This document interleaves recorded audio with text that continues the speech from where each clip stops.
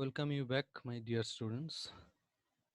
So now we are talking about the plant growth regulators, that is nothing but the plant hormones and their roles in plant growth and development and various morphological, biochemical and flowering activities. So we have already talked about auxin hormones, and the example is Na 2,4-D, IA, already we have discussed. Now we are going to discuss about gibberellin. Gibberellin is another important hormones in plant body. Actually, they synthesize the young leaves, means the site, young leaves, roots, and developing seeds. That is more important. Developing seeds. Actually, they do the role functioning in the developing seeds mainly. Okay, developing endosperm specifically and fruits, and transport in the made in the tissue in which it is used, transport through the xylem phloem or cell to cell via diffusion. Phloem seems to be most important transport route here. In case of gibberellin, that is important for MCQ. Phloem tissue is the major route, and transport is not polar as it is for auxin. In case of auxin, we can see the transport of auxin hormones is polar, but in case of gibberellin, it is not polar. Okay. So the main function in the first is the promotes stem elongation. Stem elongation, when applied into intact plants, gibberellic acid usually causes an increase, unlike auxin. Okay, so dwarf plants equal to short plant, wild type equal to tall. Dwarf plus gibberellic acid is tall. So if you apply gibberellic acid in the dwarf plant, it will become tall. Next, it promotes the stem elongation is the first point already I have told. You can see in the video picture, after applying the gibberellic acid, the stem is elongated and made this type of length. Second is it overcomes dormancy. The seed is it actually works at the endosperm.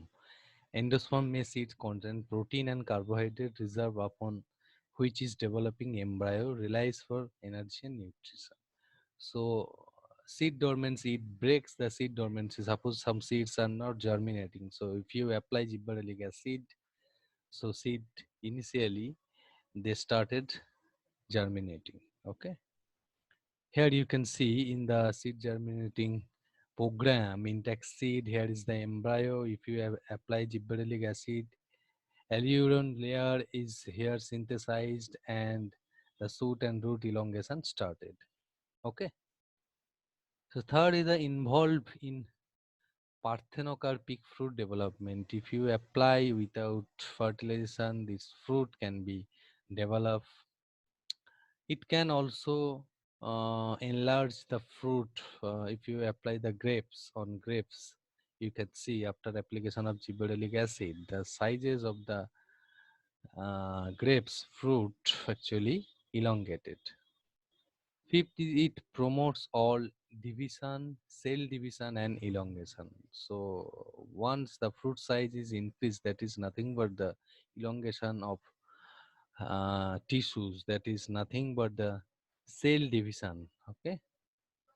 In case of flowering also, suppose you want to have good flower of certain plant species, you can apply gibberellic acid for flowering very quickly. In case of sex expression, suppose in case of for breeding program, if you want to go for somatic hybridization or open pollination, cross pollination, some breeding program, you need to know, you need to identify the sex, male plant and female plant. Here, gibberellic, after application of gibberellic acid, you can easily identify the male and female flowers. Okay, so there is a certain process to identify. That is the another detail issue, but you need to remember this point: sex expression by gibberellic acid. Now we are talking about the cytokinin. Cytokinins are the hormones that stimulate cell division or cytokinesis. Cytokinesis, the division of cytoplasm is known as cytokinesis. It stimulates the cell division. These hormones may also be involved in controlling leaf senescence and growth of lateral branches. Lateral branches, and the most active naturally occurring cytokine is zeatin, is important for MCQ. The most commonly and popular cytokinin is zeatin, is the example. Okay, cytokinin occur in most plants, including mosses, ferns, conifers, algae, and diatoms.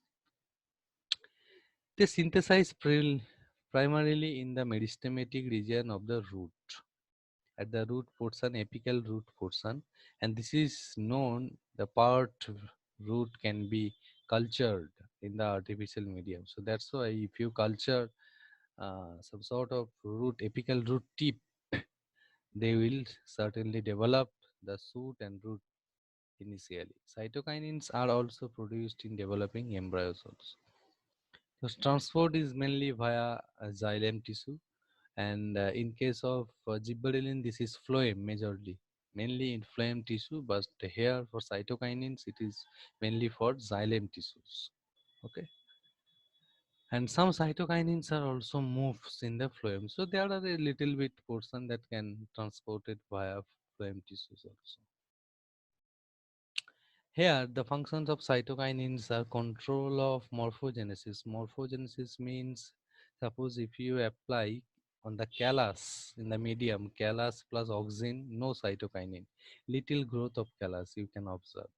But in the callus, auxins are also there. But if you apply cytokinin like zeatin, the callus grows well, differentiated, undifferentiated. Grows well means, so here the application of cytokinins, they can started work.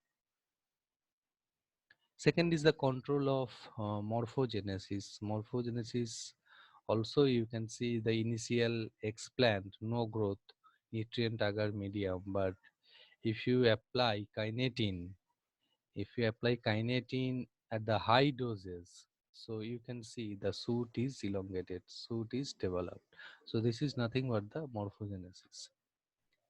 Second is the regulates the cell cycle and cell division. Actually, hence cytokine, especially by the controlling the transition from G2 to mitosis.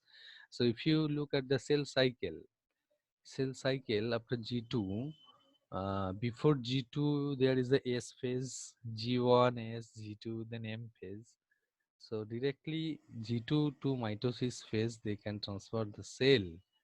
That is by regulating the cell cycle or cell division. Okay. The next function is the bird development. It is also very important to promote the growth of auxiliary bird. Auxiliary bird, the additional bird you can see here at the nodal portion of every plants. If you apply, then from the bird, new shoots may be developed. So delay senescence, actually it has some molecular mechanism also. So only you can remember these things.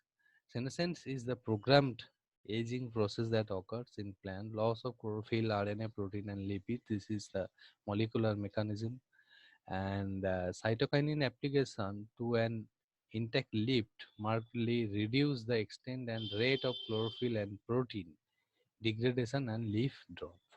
So it delays senescence means, if you apply, then the chlorophyll and protein degradation will be reduced and followed by the photosynthesis and glucose formation. So if you want to stop the leaf fall very early, you can apply cytokinins. Greening. Cytokinins promotes the high induced formation of chlorophyll and conserve the etioplast to the chloroplast greening process. So if you see the plastid in the thylakoid region, if you go detail, the thylakoid region, the chlorophyll A and B is synthesized there. So that is the main pigment for being the green of the plant. So here, if you apply cytokinin, so the plants will be more green because the more synthesis of chlorophyll will be there. Promote the cell expansion cell cytokinin stimulate the expansion of cotyledon. Cotyledon, you know that after germination of the seed, the initial soft tissues is called cotyledon. The mechanism is associated with increased plasticity of the cell. Plasticity means, suppose it like the elasticity. If you just pull it out, so it will just make a bigger form. So likewise, cytokinins, if you apply in the cell, so cell will be expanded. The size will be bigger. So hope you understood the functions of cytokinins and gibberellic acid. So you just watch the video and make your own notes. Already I have uploaded notes in the student forum for your quick reference. So thank you for watching.